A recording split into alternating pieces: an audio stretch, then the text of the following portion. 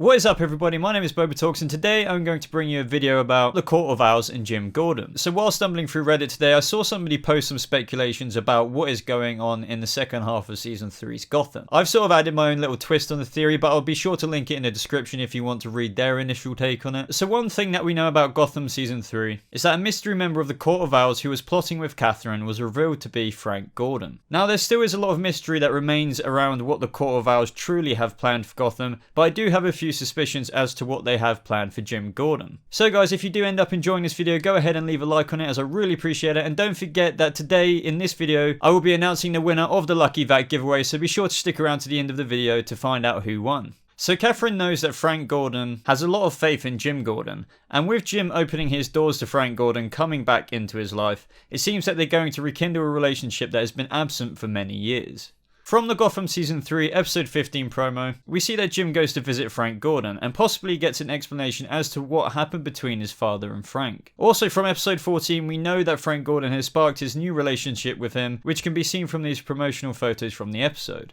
We also know that Frank Gordon is seeking out Jim Gordon after many years of not being in touch, but on behalf of the court. So I'm asking, what does the Court of Owls want with Jim Gordon? How can he be of use to their grand plan? I personally believe that Frank Gordon, who is a high member in the Court of Owls, wants to recruit Jim into the court. I feel that the members of the Court of Owls believe that their organisation is a force for good. I mean, don't people say that on good versus evil, each side view their opposition as evil, and in fact see themselves as the hero? That's often the most dangerous thing about villains, the ones who believe that they are in fact the heroes, and in this case the Court of Owls believe they may be the heroes of Gotham and ultimately end up saving it in their mind by dominating control over the whole city. Now, as I mentioned earlier from the episode 15 promo, we get a good look at what lies next between Jim and Frank. I think that it's Frank's objective from here on out to slowly mold Jim into a member of the Court of Owls. Perhaps without Jim even know it's happening. Through introducing Jim into ideals that initially seem good, ideals that the Court of Owls have, and their idea for the city, it might be sold to Jim in a way that Jim agrees with. And if they succeed through seducing Jim into their plan for Gotham,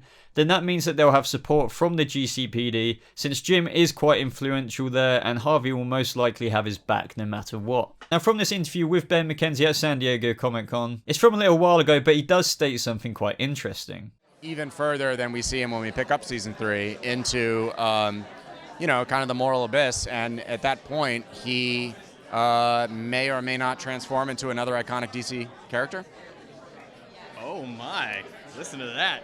So notice how Ben McKenzie stated he may or may not transform into another iconic DC character. Now when he states this in the interview, he obviously doesn't mean that he's going to completely transform into a different character like Harley Quinn or something like that. Or I can already imagine people saying in this parallel version of Gotham he might be Batman, and that he might not even go on to be Commissioner one day. What I believe Ben McKenzie means here is that they can take him down the story arc of a known iconic DC character, sharing some of the characteristics. Now what I mean by this is how in Arrow a lot of the storylines have mirrored popular Batman storylines. What I like to think that is possibly going on is, through rekindling his relationship with his uncle Frank Gordon, he might initially come to agree with the Court of Owls ideals, without knowing that he's actually becoming a part of their order, and in doing so helping them gain full control of Gotham City. And maybe without realising it, he could start to become a Talon of sorts for their order. And I don't mean proper assassin style Talon from the comics or anything like that, or what like people have seen on Gotham Season 3 already with the Talon. What I mean is more of an instrument for the Court of Owls, who could come in very handy for the court's takeover of the city, and he may be blindsided into acting on behalf of them by his uncle. He may not realise that he will be a puppet for the court before it's too late, and eventually might even turn against the court, but it might be too late through learning that Frank Gordon has had a lot to do with Jim's father's death. I also think that the real reason behind Jim's father's death, even though it was an alleged accident, was through his father learning of his uncle being in the Court of Owls, and he was silenced for what he knew. Maybe he was even given the chance to join the court, but through refusing the court's invitation, he died, and nobody refuses the court. Now, multiple sources have said that the Court of Owls will play a huge part in the second half of Season 3, and this could be the path they choose to take it down. And it might not even be wrapped up by the finale, it could even end up in a cliffhanger where Jim realises just how much much control the Court of Owls have asserted, and finally realizes that he has actually helped them achieve this with the influence of his uncle, who has been using him. Overall, what we do know about the Court of Owls is that they have taken a huge interest in Jim Gordon, and they have dispatched his own uncle to take advantage of him. Perhaps through Jim cleaning up the city like he has been in the past 3 seasons of its criminals, the court really mirror that and want him on board. Since their whole plan is to kind of assert order in the city, however, it is a kind of order that is brought about in their own dictative way. We do also know that in addition to Jim Gordon, Bruce's doppelganger will have a big part to play in the court's plans, but I'll go into further analysis of that in another video. So guys, what do you think Ben McKenzie meant by how he may or may not transform into another iconic DC character? Do you think that Jim Gordon will be manipulated by Frank, only to realise towards the end of the season, but it will be too late? By the end of season 3, will the Court of Owls have asserted complete control over Gotham City? Either way guys, judgment is coming to Gotham City, and I'd love to hear your thoughts on this. Alright guys, so now it's time to announce the winner of the Lucky Vat giveaway. Now whether you got to this part in the video through skipping to here or not, I mean, I can't really blame you if you did skip here because this is very exciting. How the winner gets selected is just through a YouTube random comment selector from the video, and instead of it working on like, you know, multiple people commenting, so them having more of a likely chance to win, it's just going to do it based on unique users, so literally just calculating who's commented in the video.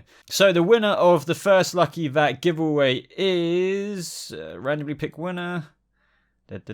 Spencer Gadu. I'm sorry, I'm really bad at pronouncing names. You've won, man. Congratulations. Be sure to contact me on my YouTube channel or through Twitter or through my Facebook page, just so I can get your address details, so on and so forth. Yet again, to all those people who didn't win this giveaway, do not be discouraged because there will be future autographs and prizes that will be given out in the future. But anyway, guys, if you did enjoy this video, please hit that like button as I really appreciate it. And if you've got any video suggestions for any Gotham theory videos or anything you want me to talk about, be sure to leave those in the comments below as well. If you are new to this channel, maybe even consider subscribing to stay up to date with all things Gotham related. And if you are already a subscriber, be sure to join that notification squad to make sure you never miss out on a video that I upload. But as always, everybody, I hope you have a lovely weekend. Thank you so much for watching, and I'll see you in the next video. Goodbye.